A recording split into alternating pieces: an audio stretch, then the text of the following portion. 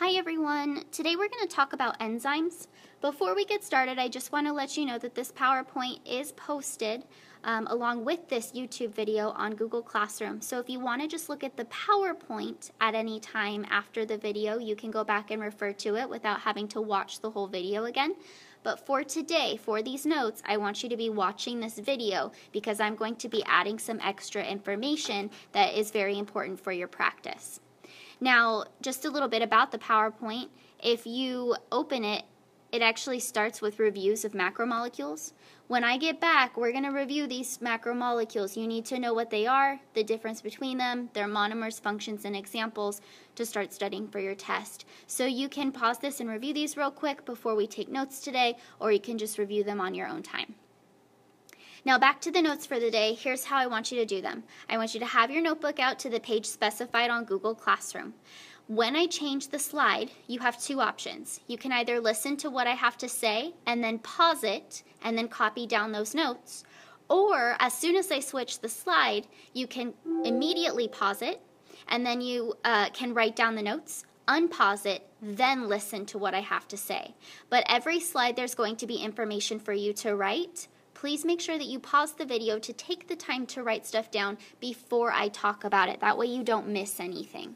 And it's very important that you do actually watch this video. Don't just go through the PowerPoint and copy down the slides. You need to make sure that you're understanding what I'm talking about today so that when I get back, we can move through enzymes really, really quickly before our test. So I'm going to switch the slide for the first time. Remember, well, this right here is just a video link that you can click if you watch or if you go onto the PowerPoint. But here, you can either pause this now, copy everything down, or you can listen to what I have to say, and then before I switch the slide, pause it. Remember, we don't write purple information, so the only thing that you should be writing on the slide is the title, reactions need energy, activation energy, and what it is. So go ahead and pause if you want, otherwise I'm going to start going over this information. So we have this thing called activation energy when we talk about chemical reactions. And activation energy is the energy, I'm going to highlight it for you so you know what we're talking about here. Activation energy is the energy needed for any reactant to turn into a product. Now, if you remember, a reactant is the starting substance for any chemical reaction. And reactants will form products. And so whenever we're doing a chemical reaction, you have to have some energy. If there's no energy, there's not going to be a chemical reaction. So if we look at this graph right here, what we see is we see the amount of energy on the y-axis is increasing. Now, usually we start with reactants that have a low amount of energy. And in order to turn those reactants into products, and if we look here, the products have more energy needs than the reactants do. So in order to turn our reactants into our products, we need to add energy. And a lot of times we need to add a lot of energy really fast before we can turn that into a product. So a lot of times chemical reactions in our body would happen too slowly if we didn't have help. So we have certain things called catalysts, and catalysts are substances that can speed up reactions. So remember, you all should be copying down the notes. If you want to pause it and copy these down first. Otherwise, listen and then you can pause it and copy. But you all need to know this term catalyst. A catalyst is a chemical reaction, is a substance that will make a chemical reaction happen more quickly. It does so by lowering AE. Now, what does AE stand for again? Remember on the last slide, AE stands for activation energy. And so a catalyst will lower that activation energy. So if we go back to that last slide, we can see that the activation energy, the amount of energy needed to turn our reactants into products, is really, really high. But if we use a catalyst, we can lower that amount of activation energy by a lot. So we can use a lot less energy. And when we use a lot less energy, the reaction will go a lot faster. So catalysts are just chemical substances that will do that. They'll help speed up a reaction by lowering activation energy. Now, this will not increase how much product is formed, so it will not increase how much we end up with at the end, but it will make it so that we make as much product as we can much more quickly. So an enzyme, this is what our notes are all about today. An enzyme is a biological catalyst. So remember, catalysts make reactions go faster, and an enzyme is a type of catalyst that's found in your body. It's found in living things. Now, we've been talking a lot about macromolecules. An enzyme is built of the macromolecule protein.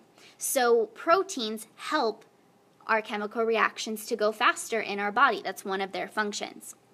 So here's what enzymes do. You definitely need to know what enzymes do. Enzymes, like this little blue guy here, they're just protein blobs. Imagine a blob of protein, or imagine Pac-Man. They kind of look like little Pac-Men. So what they do is they speed up chemical reactions by lowering activation energy. And think back, what was activation energy again? Try to remember. Activation energy was the amount of energy you need for a reaction. So if you lower the activation energy, you will speed up the reaction. And we need this to happen because usually our body has a certain amount of conditions that would make chemical reactions happen really slowly on their own. But if we can speed up these chemical reactions, then we don't have to worry about our body not working properly. So enzymes help to speed up those chemical reactions. So here is a picture again of the graph that we saw on the activation energy slide. We can see that energy is increasing on the y-axis here. And notice we have our reactants, those starting substances, and we want to turn those reactants into products. But what do we need in order to turn the reactants into products? Remember, we need activation energy. Now, if you look, without an enzyme, without something to make the reaction go faster, we can follow this red hill here. So if we want to turn our reactants, our starting substances, into products, we need to have this much energy, a lot of energy, a very high amount of energy, before those products can be produced. Now, if you imagine this like riding a bike, it's going to take a really long time to ride all the way up this hill before being able to get back down it. But with an enzyme, so if we talk about what life would be like with enzymes, what it is like with enzymes, we can start at our reactants, but we can go up a much smaller hill, which takes a lot less energy and goes a lot faster before making our products. So by lowering the amount of activation energy, enzymes can make reactions happen much more quickly. So here's what enzymes don't do. They don't get used up. In this picture here, what we have is we have an enzyme, and the enzyme looks like that, and it's the yellow thing, and then we have all of these reactants, which when we talk about reactants, when we talk about enzymes, we call the reactants substrates. So I want you to practice pronouncing that. It's called a substrate. Substrates are the same thing as reactants for enzymes. So in this picture right here, we have our enzyme, and we have all of these reactants here. Now, what was that other word for reactant? Oh yeah, they're called substrates, okay? Now, only one type of substrate will fit into this enzyme here. So there's all of these different substrates, only one of them is going to work. So if we look at this animation here, we can see all these substrates trying to fit into the enzyme, but only one of them will fit in properly, and once that fit happens, the substrate can change. Now, enzymes are not used up in reactions, which means that they can be reused. So once this reaction is over, what will happen is this substrate will turn into two products. It'll actually break into two pieces and be released by the enzyme. But this enzyme doesn't die, okay? This enzyme's not a living thing, it's a protein, but it will be able to be reused, which means if there's more of these red substrates floating around, this enzyme can keep doing that reaction over and over and over again. Now, there are thousands of different enzymes in a cell because each enzyme, if you notice, can only fit with one shape of substrate. But you have thousands of chemical reactions going on in your body, so you need lots of different shapes of enzymes in order to break down all of the different shapes of substrates. Another thing that I'm going to expect you remember is that enzymes usually have special names to them, and you can recognize an enzyme because usually the last three letters are ACE, A-S-E. For example, you have an enzyme in your saliva right now called amylase, and it breaks down sugars in your saliva. So as soon as you eat anything with sugar in it, amylase breaks down sugar. That's actually the enzyme that broke down the sugar in the gum we chewed in the gum lab. See, we have here lipase, which breaks down lipids or fats. We have lactase, which breaks down lactose in your dairy. Notice there are two enzymes here that don't have ACE in their name, pepsin and trypsin. They're still enzymes, but usually most of the enzymes that you'll come across in this class end in ASE.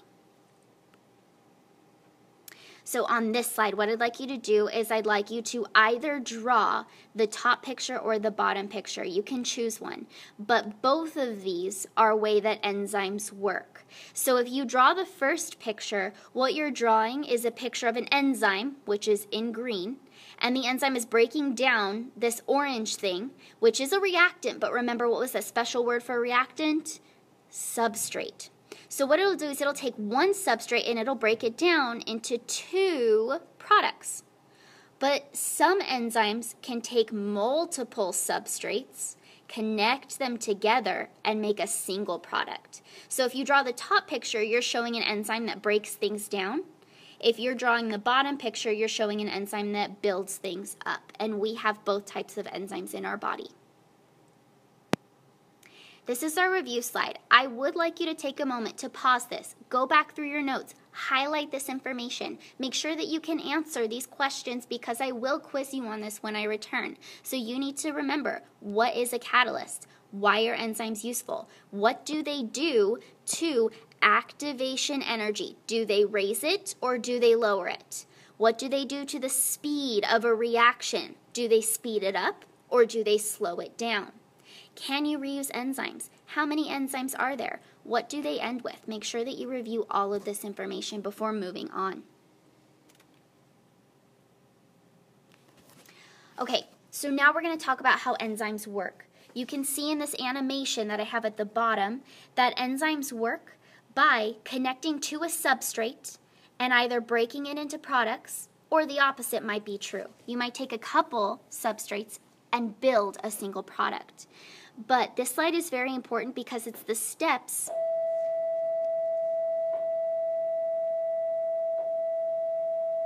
sorry, that was the SSR bell. So we have all of these steps to how an enzyme works. First of all, we have a substrate, and a substrate, remember, is the reactant. It will bind to something called the active site. So on an enzyme, I'm going to show this in purple. The active site is the space here where the substrate will fit in, and it has to fit perfectly, kind of like a lock and a key. So the active site in a lock and a key would be the keyhole, okay?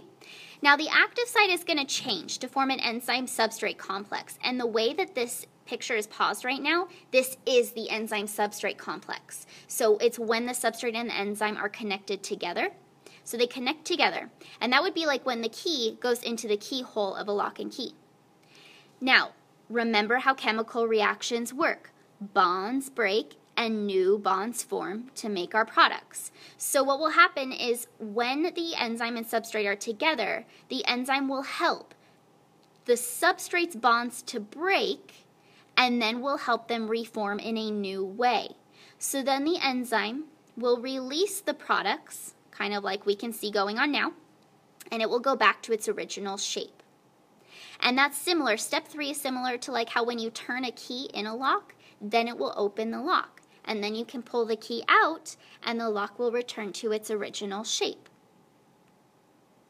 So here's another animation of how this works. We can see in this case here the substrates trying to fit in.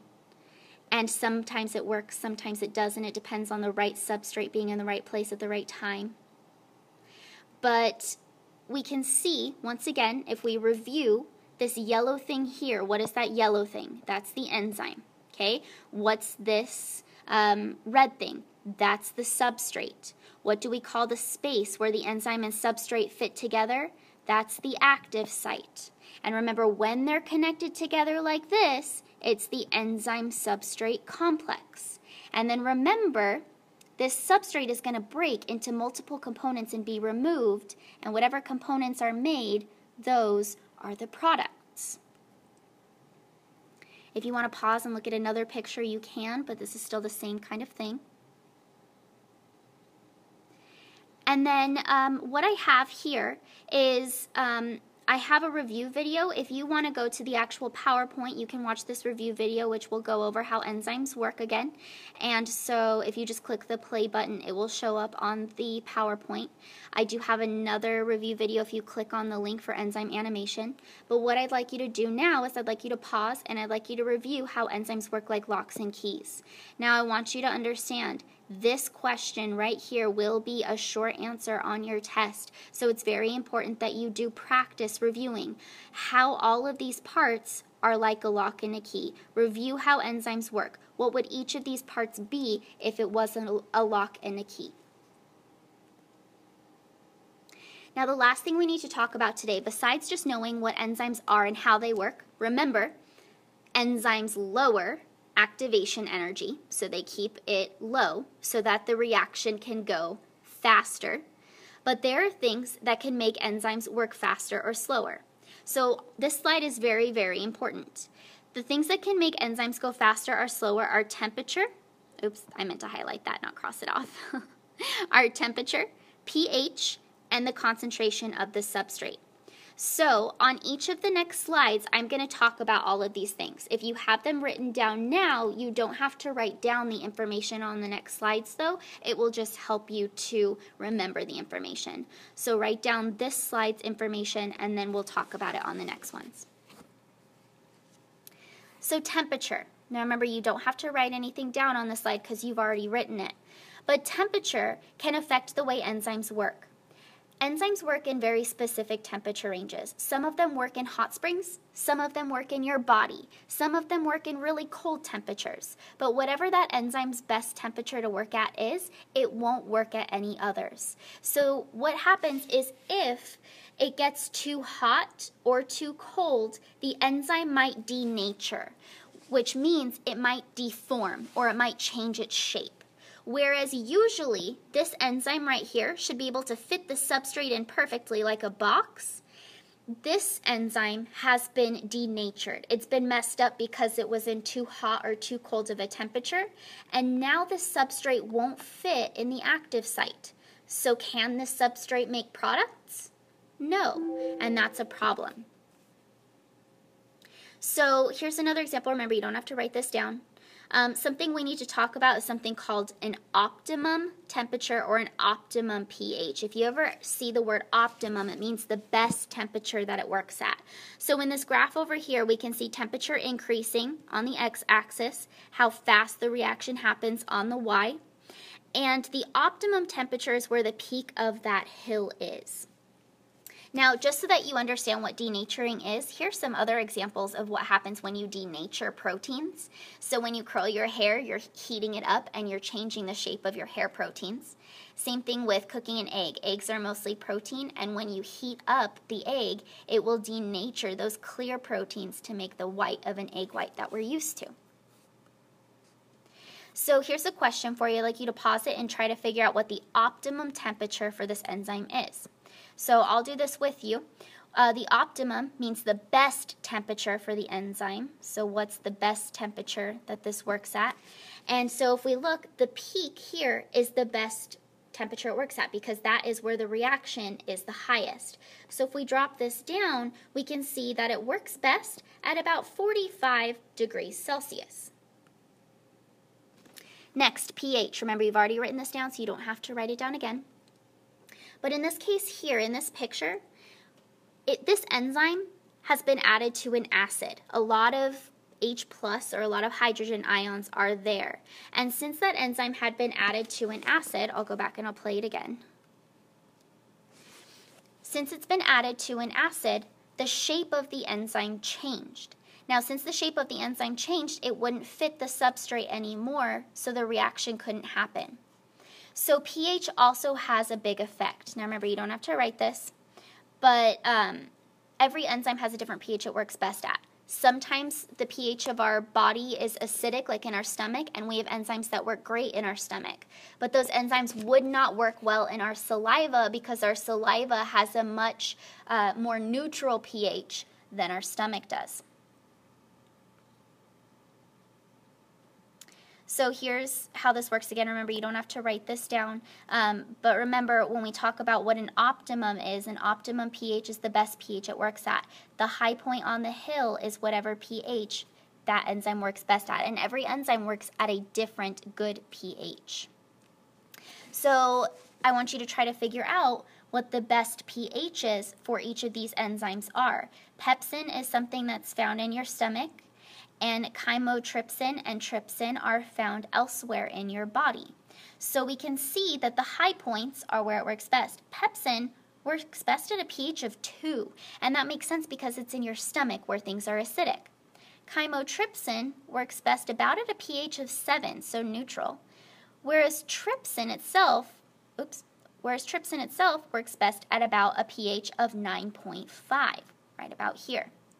So it works best at a basic pH. Now, trypsin is found in your small intestine, which is more basic pH-wise, and pepsin is found in your stomach, which is more acidic. So this makes sense. Okay, finally, the amount of substrate matters as well. Remember, you don't have to write this down, but eventually the amount of substrate, remember, another word for substrate is reactant. If there's a lot of reactants, you're going to be able to increase how fast the reaction goes up until the point where all of the reactants are being used up. So here's a question. I want you to pause it and try to figure out the answer. So some snake venoms are harmful because they contain enzymes that destroy blood cells or tissues. The damage caused by such a snake bite could best be slowed by. Think about the way that enzymes work. You do not have to write this question down, by the way. But the answer to this question is actually going to be A, because snake venom works best at a warmer temperature. So if you apply ice, it's going to cool down the enzymes, and then they won't be able to work. So if you want to pause this, you can figure out the optimum temperatures for these enzymes. Remember, the optimums are the high points on the hills. Here's more practice for you. So if you want to figure out what the optimum pH of the green one is, you look at the top point of the hill and you drop down. So whatever that pH is there, and then whatever that pH is there is the optimum pH for that hill. There's just more practice. You can go ahead and pause it and try to figure them out as you want. You don't need to draw the picture of the enzyme in your notebook. We've already done that, so you can skip that. And if you are in college prep biology periods 1, 5, and 6, we're done with this PowerPoint now. If you are in honors biology, we've got one more thing to talk about, and then we're done. So if you're in honors, keep watching. If you're in college prep bio, you're now done with notes. It's time to grab one of the worksheets from the sub and go ahead and get started with that. But remember to review these notes because they will be important for when we come back. Okay, honor students, what else controls enzyme activity? So enzymes are not reused. We know that temperature, pH, and substrate amount can affect enzyme activity, but also proteins can affect enzyme activity. There are certain proteins that can turn on and off reaction rates. So there are certain things that can turn off, or, as we say, can inhibit enzymes, can make them not work. We have competitive inhibitors and non-competitive inhibitors. And competitive inhibitors work by actually blocking the active site completely. So if they block the active site here, then the substrate can't connect, okay?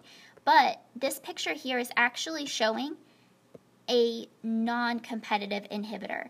It binds elsewhere, and that will change the way the active site works so that the substrate can't fit. So there's a video that you can watch if you pull up the PowerPoint, and it talks about these different kinds of inhibitors.